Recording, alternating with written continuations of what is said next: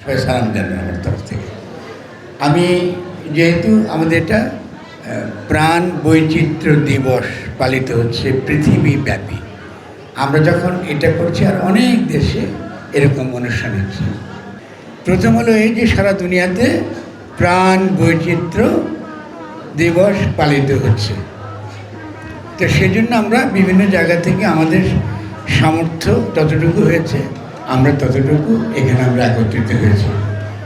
উচিত ছিল এই দিবসটা অনেক বড় করে সরকারের পালন করা।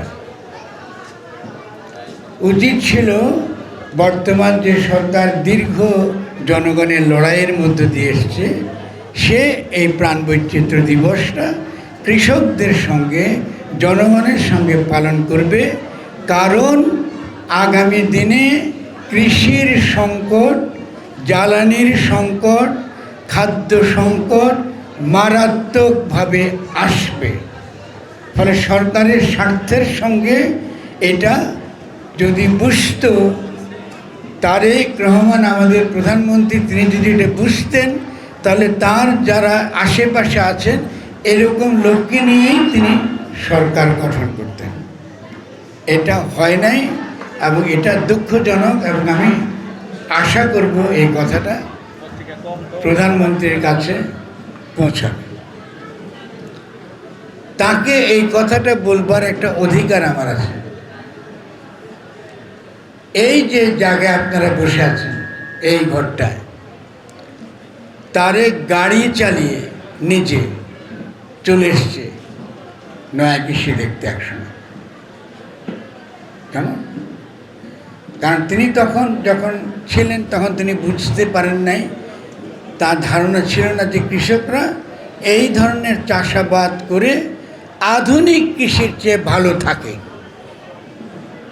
এটা বোঝার জন্য আসছে। ফলে আপনারা খুব ভালো একজন নেতা পেয়েছেন, যিনি এসে এটা নিজের সরেজমিনে খুঁজে এসছেন।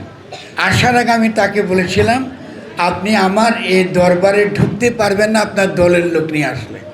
আমি স্লোগানে বিশ্বাস করি না, এবং আমি মনে করি তারেক অসম্ভব একজন ভালো, অসম্ভব স্নেহ করি তাকে, এবং সে ঠিক যা আমি যা বলেছি সেই কথা বলেছে। ফলে আমি খুবই ভালো বোধ করি যখন তারেক আমাদের প্রধানমন্ত্রী। আমি কথাগুলো বলছি যেহেতু এটা সরকারের কাছে যাবে, এবং নিশ্চয়ই তিনি শুনবেন আমার কথাগুলো। কারণ প্রাণ বৈচিত্র্য দিবস সরকার পালন করে না, এটা খারাপ কাজ করেছে।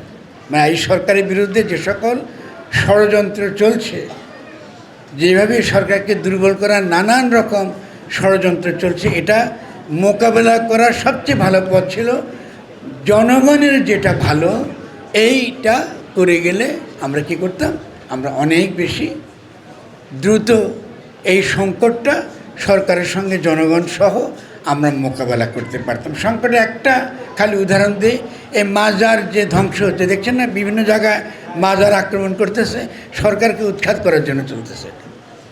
এই সরকারকে উৎখাত করার জন্য চলছে। কালকে আমি কিন্তু শাহ আলী মাজারের দরগা থেকে আসছি, ওই মাজার রক্ষা দিতে হচ্ছে, পাহারা দিতে হচ্ছে, আমাদের লোকজন পাহারা দিচ্ছে এখন। তাহলে সরকারের উচিত হবে জনগণের সঙ্গে সম্পর্ক রেখে, জনগণের সঙ্গে সম্বন্ধ রেখে, যদি যেহেতু সরকার যাই হোক না কেন এই বর্তমান ব্যবস্থা সম্পর্কে, রাষ্ট্র সম্পর্কে আমার একটা সমালোচনা আছে, কিন্তু সরকার তো আপনার ভোট দিয়েছেন, তো ফলে এই সরকার নিশ্চয়ই একটা দায় আছে জনগণের সঙ্গে এসে এই ব্যবস্থাটুকু আমরা করা, যাতে আগামী দিনে আমরা বড় বিপদের মধ্যে না পড়ি। এখানে এসে তারেক রহমান এই যা এখানে 3টে গাছ তার নিজের হাতে বুনে গিয়েছে। এটা গুরুত্বপূর্ণ তথ্য। আমি এখন বলবো না 3টে গাছ তিনি কোথায় তিনি বুনে গিয়েছেন। তো তার সঙ্গে আমাদের সম্পর্ক অনেক ঘনিষ্ঠ, অনেক আত্মার সম্পর্ক, এবং আমরা তার মঙ্গল কামনা করি। তো এখন আমরা প্রাণ বৈচিত্র্য নিয়ে, অন্য কিছু নিয়ে আমরা কিছু কথা বলবো। শব্দটা হলো প্রাণ বৈচিত্র্য, শব্দটা জীব বৈচিত্র্য না। এখানে আমাদের কৃষির লোকজন আছেন না, সরকারের পক্ষে আছেন আপনারা বলেন জীব বৈচিত্র্য, কেমন? এটা ভুল অনুবাদ। এটা হলো কোম্পানিগুলো এই ভাষা আপনাদেরকে ঢোকাতেছে। কেন প্রাণ বৈচিত্র্য? যদি আপনারা বায়োডাইভার্সিটি অ্যাক্ট পড়েন, দেখবেন ওখানে লেখা আছে 8J বলে যে অনুচ্ছেদ, সেখানে লেখা আছে যে কৃষকের জ্ঞানও প্রাণ বৈচিত্র্যের অংশ। কৃষকের জ্ঞান, এই যে কৃষকরা বসে আছে, আমার এখানে দেখেন কৃষক মায়েরা আছে, ভাইরা আছে, এবং অনেক দায়ও আছে। আচ্ছা, দায় কী জন্য? বীজ কিন্তু দুই প্রকার মোটা থাকে। এক বীজ হলো এই যে ধানের বীজ, ফলের বীজ, গাছের বীজ। আরেকটা বীজের নাম কী রে বাবারা, বলতে পারবেন? বীজ কিন্তু দুই প্রকার। মায়েরা উত্তর দিতে হবে আমাকে। মানুষ, বাহ, তারা দুই রকম বীজ রক্ষা করার আন্দোলন করে নয় গেছে, ঠিক আছে না? ওকে, এই যে এই দুই রকম বীজ রক্ষা করার সঙ্গে শিক্ষা ব্যবস্থা জড়িত। খেয়াল করেন, কিন্তু এই বাচ্চাদেরকে পোশাক পরে বসাইছেন না আপনারা? বয়স কত ওদের শিক্ষা ব্যবস্থা থেকে? বয়স কত? মা তোমার? 7-8। বিদেশে এটাকে বলে ক্রিমিনাল, অপরাধ।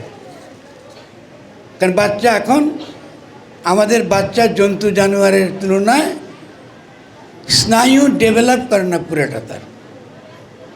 ফলে সে মায়ের সঙ্গে অ্যাটাচ থাকে, পরিবারের সঙ্গে অ্যাটাচ থাকে, পরিবারের সঙ্গে সম্পৃক্ত থাকে, মায়ের গায়ের সঙ্গে জড়াজড়ি করে থাকে। কেমন? সে বিচ্ছিন্ন হয়নি। আপনি গরুর যদি বাচ্চা হয়, ও কতক্ষণ পরে কিন্তু সে দুধ খুঁজে বা দুধ খেতে পারে। মানুষের বাচ্চা কিন্তু এরকম না। মা যদি থুয়ে চলে যায়, বাচ্চা কিন্তু মরে যাবে। মায়ের কথা বুঝতেছেন? ফলে বাচ্চাদেরকে যখন পোশাক পরে স্কুলে পাঠান, এটা ক্রিমিনাল অপরাধ। তার মধ্যে যে স্নায়ুর যে বিকাশ ঘটছে, আল্লাহ তাকে যে সকল গুণাবলী দিয়ে দুনিয়ায় পাঠিয়েছে, যে দুনিয়ায় সে লড়াই করে শিখে ধীরে ধীরে সে সুস্থ, জ্ঞানী, এবং আল্লাহ কাকে বলে এটা সে উপলব্ধি করবে। এটা সে উপলব্ধি করবে। কিভাবে করবে? গাছপালা, পশু পাখি, জীব, আশেপাশে সমস্ত প্রকৃতি দেখার মধ্য দিয়ে সে আল্লাহকে উপলব্ধি করবে।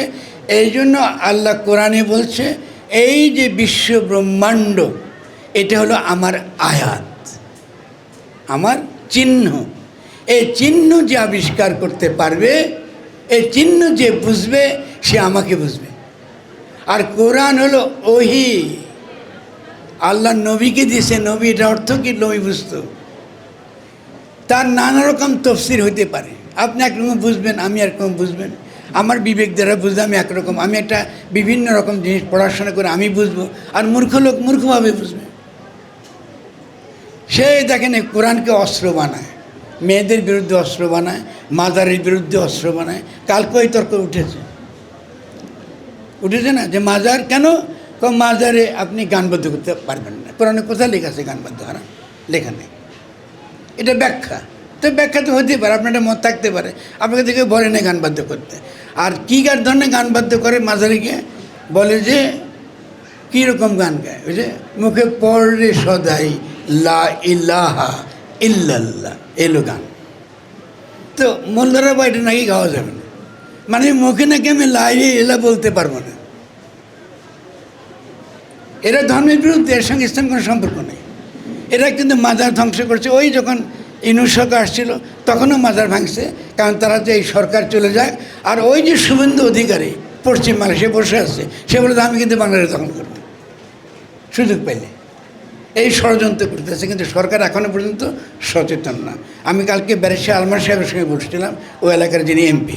আমি তাকে বুঝেছি, যদি আপনি এলাকার এমপি আর যদি মাজার এরকম আপনারা এরকম করেন, তো আপনারা এই দায় কে নিতে পারবেন? এই আপনাদের বিরুদ্ধে ইতিমধ্যে স্লোগান উঠছে। কী স্লোগান উঠছে? যে রাজাকারের বাচ্চারা ফিরে যাও।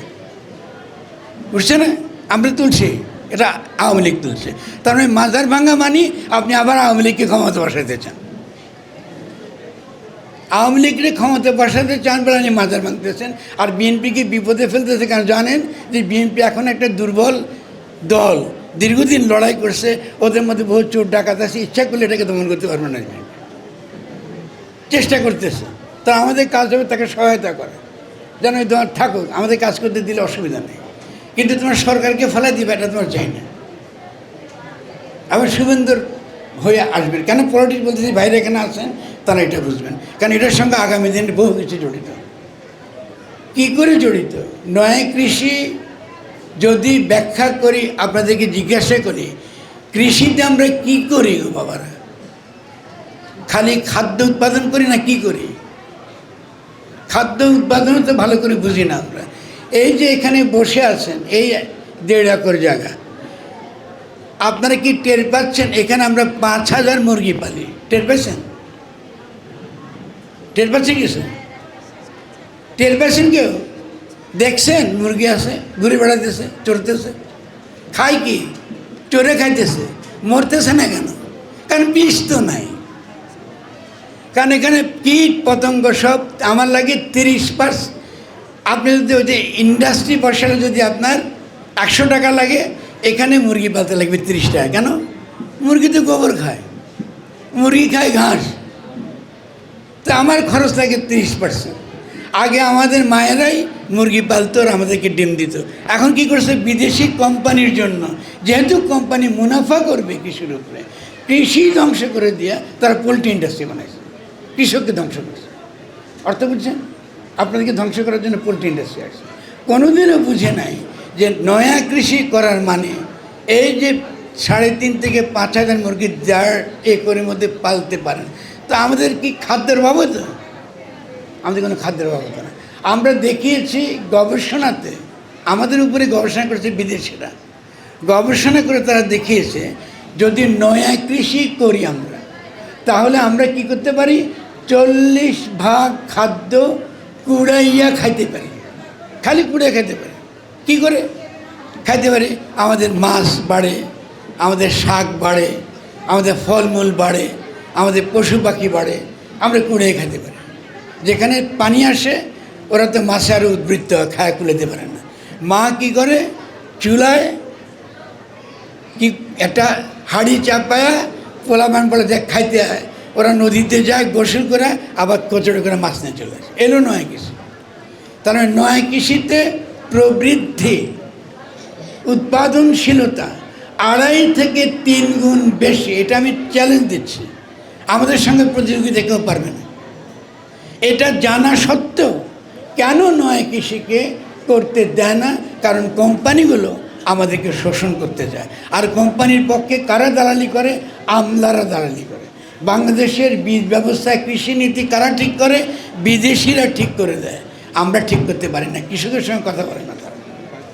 তাহলে প্রাণ বৈচিত্র্য কথাটা যদি আমরা বুঝি, তাহলে নয়া কৃষি মানে এক প্রাণ বৈচিত্র্যের আবাদ। আমি আবার বলি, মুখস্থ রাখবেন, মায়েরা বাবারা দাদা এখানে আছেন।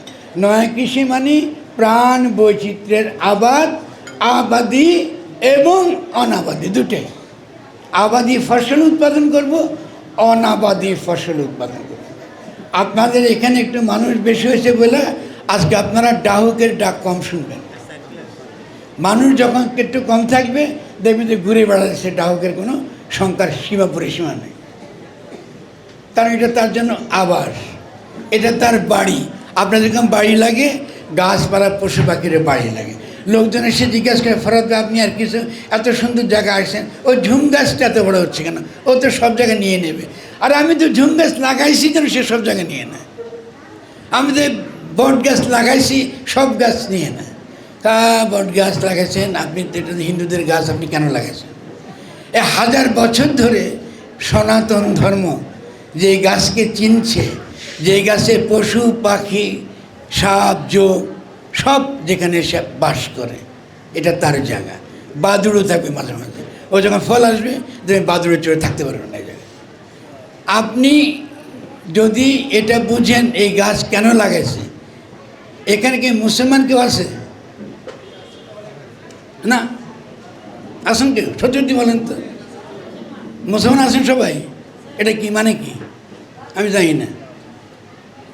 মুসলমান হলে আপনার প্রথম কাজ কি? দুনিয়াতে আপনাকে পাঠাতে কি বলে বলছে? তুমি দুনিয়াতে যাবা, তুমি আমার খলিফা, তুমি আল্লাহর প্রতিনিধি। আল্লাহর অনুপস্থিতির, আল্লাহ যখন নাই, উনি তো গায়েব, তো তার অনুপস্থিতিতে আপনি আল্লাহর কাজ করবেন। তো আল্লাহর কাজ করা মানে কি? আল্লাহর কাজ করা মানে কি? নামাজ কালাম পড়া, ওটা তো আপনার জন্য করতেছে। আল্লাহর কাজ কি? আপনি নামাজ কালাম পড়তেছেন ওই যে পরকালে গিয়ে যেন বেহেশত পান আর দোজখ থেকে মুক্তি চান। আল্লাহর কাজটা কি? আপনাকে মুসলমান আসলে আল্লাহর প্রথম কাজ হচ্ছে তার সৃষ্টিকে রক্ষা করা। এই জন্য পাঠাচ্ছি দুনিয়াতে আপনাকে। আমার সমস্ত বিবেক দিয়ে পাঠাচ্ছি আপনাকে। তো আপনি কি জানেন না যে বটগাছের মধ্যে এসে এই সকল পাখি থাকে, এমনকি সাপজোকও থাকে? আপনি কি জানেন না গাছপালা মারলে প্রচুর পশু পাখির আবাস নষ্ট হয়? আপনার ঘর ভেঙে দিলে ভালো লাগবে? ভালো লাগবে না। আমাদের এখানে আমাদের কর্মীদেরকে বুঝাতে হয়েছে আমাকে আসার পরে, ভাইয়া সাপ দেখছি, ভয়ে সব অস্থির। তো সাপ তো থাকবে, সাপের তো জায়গা লাগবে না, কি লাগবে না? সাপের বাড়ি লাগবে না? তো সাপের জন্য আপনি দায় নেবেন না? সাপ যেখানে থাকে ওখানে থাকতে দেন না, ও তো আপনাকে কামড়াবে না। বাঘ যেখানে থাকে ওখানে থাকতে দিলে বাঘকে ওখান থেকে বেরিয়ে আসবে। আপনি সমস্ত বন ধ্বংস করছেন, বাঘ এসে তখন আপনাকে কামড় দেবে, খাবে না? তো বাঘের বাড়ি রাখেন না, আল্লাহ যেমনি করে বাঘের বাড়ি বানা দিয়েছে। আপনি সাপের বাড়ি বানা দিচ্ছে, ওটাকে রাখেন না সাপের বাড়ির মতন। ব্যাঙের বাড়ি ব্যাঙের মতন রাখেন। এটাকে বলে নয় কৃষি। নয় কৃষি মানে কি? সমস্ত প্রকৃতির সঙ্গে, জগতের সঙ্গে, ব্রহ্মাণ্ডের সঙ্গে সম্পর্ক রাখা, সম্বন্ধ। ব্রহ্মাণ্ডের সঙ্গে সম্বন্ধ কেন? কারণ আপনাকে সূর্য জানতে হবে, মৌসুম জানতে হবে, কখন বর্ষা আসে, কখন বর্ষা যায়, কখন শীত আসে, কখন শীত যায়। ওটা বুঝে বুঝে আপনাকে চাষাবাদ করতে হবে। তাহলে নয় কৃষি মানে জগৎ এবং ব্রহ্মাণ্ড, দুটো এক শব্দ না, দুরকম অর্থ। জগৎ মানে যেটা চলমান, গতিশীল, চতুর্দিকে সবসময় রূপান্তর। এই যে একটু আগে আমরা কী দেখলাম, খরা, কদিন পরে সবুজ হয়ে গেছে বর্ষা যখন আসছে। এই যে পরিবর্তনের যে বাইরের যে জগৎ, তার সঙ্গে আমি একটা শব্দ বললাম কি, আমি সম্বন্ধ পাতাইব। তার সঙ্গে আমার একটা সম্বন্ধ হবে, একটা নিকাহ হবে, একটা বিবাহ হবে। এই বিবাহের কাজ হলো নয় কৃষির কাজ। কীরকম এটা? এই যে আমি কথা বলতেছি, তা আমাকে তো খাইতে হয়েছে না? খেতে হচ্ছে আমাকে। খাওয়ার মধ্য দিয়ে আমি জগতের সঙ্গে একটা সম্বন্ধ করছি, জগতের সঙ্গে সম্বন্ধ হয়েছে। সূর্যের পাতা, সূর্যের আলো যেন আমি ধরতে পারি, নইলে তো আবার ট্রাম্পের বিপদে পড়ে দেব। এনার্জি, শক্তি। তাহলে শক্তিটা আমি সূর্য থেকে ধরতে পারি, ধৈরা ওটাকে সবুজ বানাই। আর সে সবুজ খেয়ে 3 রকম প্রাণী বাঁচে। এক প্রাণী যে শুধু সবুজ খায়, নাম বলতে পারবেন? খালি সবুজ খায়। এক রকম প্রাণী আছে যারা খালি সবুজ খায়। কে? বুঝতে পারবেন না? সব কৃষক কিন্তু। গরু আর কিছু খায় নাকি? ও তো সবুজই খায়, সবুজ পাতাই খায়। আরেক রকম প্রাণী আছে যারা সবুজ খায় ওদেরকে খায়। বলেন তো কী খায়? বাঘ নাকি? বাঘ মাংস খায়, আর তো কিছু খায় না। আরেক রকম প্রাণী আছে যে সবুজও খায়, আর যারা সবুজ খায় ওদেরকেও খায়, দুটোই খায়। এরা কারা? মানুষ। তো দুনিয়াতে আমার 3 প্রকার প্রাণী আছে। সহজ ব্যাপার, নয় কৃষি করা খুব সহজ। তাহলে যদি আমরা এটা বুঝতে পারি, তাহলে আমরা খুব তাড়াতাড়ি কী করব? নয় কৃষি দ্রুত বেগে বিকশিত হবে, কোনো বাড়িতে অভাব থাকবে না। আমি এই পর্যন্ত শুনি নাই নয় কৃষি শুরু করে মজা পাইছে, তারপর বা কারো প্রোপাগান্ডা, ওই যে তার এলাকায় যে বিষ বেচে তার যে প্রচারে, কিংবা বীজ বেচে তার প্রচারে বিভ্রান্ত হয়েছে।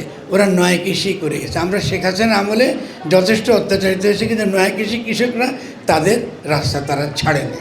তা আমি সকলকে ধন্যবাদ জানাচ্ছি যে আপনারা এটা বুঝছেন। তারা নয় কৃষি মানে হলো জগতের সঙ্গে সম্বন্ধ এবং কি ব্রহ্মাণ্ডের সঙ্গে, ওই যে গ্রহ নক্ষত্র সমস্ত বিষয়ের সম্বন্ধ। এটার মধ্য দিয়ে আমরা নিজেরা বাঁচি এবং জগৎকেও বাঁচাই। আর 3 নাম্বার, যেই জন্য আমাদেরকে দুনিয়ায় পাঠানো হয়েছে, তার কাছে আমাদের যে দায়, মহাজনের কাছে আমরা যে কথা বলে দুনিয়া আসছি, সে মহাজনের কাছে আমি আমার দায় মুটিয়ে দিছি। আপনি যে আকীদা পালন করেন, নামাজ কালাম, এটাকে নামাজ কালাম পড়া আর সালাত কায়েম করা আলাদা জিনিস। সালাত কায়েম যদি করতে না পারেন কেমন, তাহলে কিন্তু তাকে কিন্তু দায় দিতে হবে। জিজ্ঞাসা করবে, এই তোমার এলাকায় কি, এই তুমি বীজ দিয়েছিলা? যখন বিষ দিচ্ছিল তুমি কি এটা প্রতিবাদ করছো? তোমার সরকার যখন এগুলা করছে তুমি কি সেই সরকারের বিরুদ্ধে ভোট দিছ না তার পক্ষে ভোট দিছ? জিজ্ঞাসা তো করবে আপনাকে। তো তাহলে এই জন্য জিজ্ঞাসা করছি, মনে কষ্ট নিন না। আমরা আসলে ইসলাম যদি বুঝতে চাই তো বুঝবেন। আবার অনেকে বলে ফরহাদ সাহেব সনাতন ধর্মের কথা বলে। ইসলামের আরেক নাম সনাতন, আছে না কোরআনে? যে আমি তো মুহাম্মদের কাছে তো নতুন ধর্ম দিচ্ছি না, হাজার হাজার বছর ধরে যে ধর্ম ছিল ওটাই দিচ্ছি, নতুন কিচ্ছু দিচ্ছি না। সনাতন মানে যেটা চলে আসতেছে, যেটা চলে আসতেছে এটাকে বলে সনাতন। তো সনাতন ধর্মের সঙ্গে আমার কী বিরোধ? আমি তো সনাতন। আমি যদি আল্লাহকে মানি তো আমি তো সনাতন। আদম আল্লাহ ইসলাম থেকে যেটা চলে আসতেছে আমার মধ্যে ওটা আসে না, নাকি আমি ভিন্ন রকম? আমি তো সনাতন। তাহলে ঘৃণা ছড়ানোর জন্য, অন্য ধর্মের প্রতি হিংসা ছড়াবার জন্য, অন্য ধর্মের বাড়িঘর ভাঙবার জন্য, যেমন পশ্চিমবাংলা এখন করতেছে শুভেন্দু অধিকারী, এটা করার জন্য আপনি এখানেও ওই সনাতনীদের বিরুদ্ধে আপনি উস্কাই দেন, আর এখানে উস্কাইলে ওরা ওখানে মুসলমান মারে। এই খেলা চলতেছে, এটা তো চলতে দেবো না আমরা, এটা তো বন্ধ করতে হবে। তাহলে নয়া কৃষি সমাজের শৃঙ্খলা, সমাজের শান্তি, সমাজের আনন্দ, আমাদের যে সনাতন পদ্ধতি, যে ফিতরাত বলি আমরা, আমাদের যে স্বভাব, যে আমরা জন্মসূত্রে সহজ যে স্বভাব নিয়ে আসছি, এই সহজ স্বভাবের বিকাশ হয়ে আমরা মুমিন হয়ে আল্লাহর কাছে দায়বদ্ধ থেকে আমরা কৃষিকাজ করি। ফলে এটা বলতে পারেন এটা আমাদের ধর্মের থেকে আলাদা কিছু না, এটা আমার ধর্মেরই অংশ। তো আমরা একটা বলে শেষ করব, প্রাণ বৈচিত্র্য যদি রক্ষা করতে পারি সারা দুনিয়াতে, সারা দুনিয়াব্যাপী যে আপাত দেখাইছে, যদি চলতে পারি আমরা বেঁচে থাকব। প্রথম কথাটা আবারও বলি, এখনও বুঝতেছেন না কিন্তু আমি বলে যাচ্ছি, আবার বুঝবেন। ইরানের যুদ্ধ চলছে না? চলতেছে। তেলের সংকট আছে না? তেল থেকে, গ্যাস থেকে সার হয়, হয় কি না? এই যে তেলের সংকট চলতেছে আর ইলেকট্রিসিটি বন্ধ হচ্ছে, এইটা কমবে না। এই সরকারের সামর্থ্য নেই এটা কমাবে, এই সরকারের সামর্থ্য নেই এটা কমাবে। যদি আমরা বাঁচতে চাই আগামী দিনে, তাহলে কৃষিতে জ্বালানি গাছ, কৃষিতে কী করতাম আমি? কৃষি থেকে আমি জ্বালানি কাজ নিতাম। আমাদের এখানে যে রান্নাবান্না হয় তার বিশাল অংশ, 70-80 ভাগ এই জ্বালানি থেকে আসে। ওটাও কৃষি, ওটাও কৃষি। কৃষি মানে খাদ্য না। ওই যে জ্বালানি উৎপাদন, এটাও কিন্তু সরকার যদি দ্রুত বেগে এটা নীতির মধ্যে না আসে, অন্তত বলতে পারে যে আমরা না পারতে পারি, সহায়তা করো, জ্বালানি গাছ লাগাও, দ্রুত বেগে লাগাও। আমাদের সামনে বড় সংকট আসতেছে, যারা আমাদেরকে আবারও এত তো গ্রাম অঞ্চলে এই দ্রুত বেগে আপনার জ্বালানি যদি লাগাতে পারি, আমরা বড় সংকট থেকে আমরা মুক্ত হতে পারবো। এটাও নয় কৃষি। তাহলে সরকারের পক্ষেও নয়া কৃষি ছাড়া তার কোনো পথ নাই।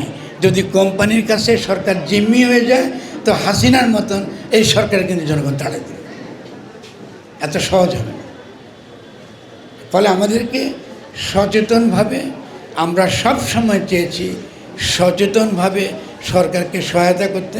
এখানে সরকারি কর্মকর্তারাও আছেন, সবসময় দেখেছেন নয়া কৃষি আপনাদের কাছে যাচ্ছে, বন্ধু আকারে যাচ্ছে, আপনারা পরামর্শ দিচ্ছেন, আমরা অত্যন্ত কৃতজ্ঞ।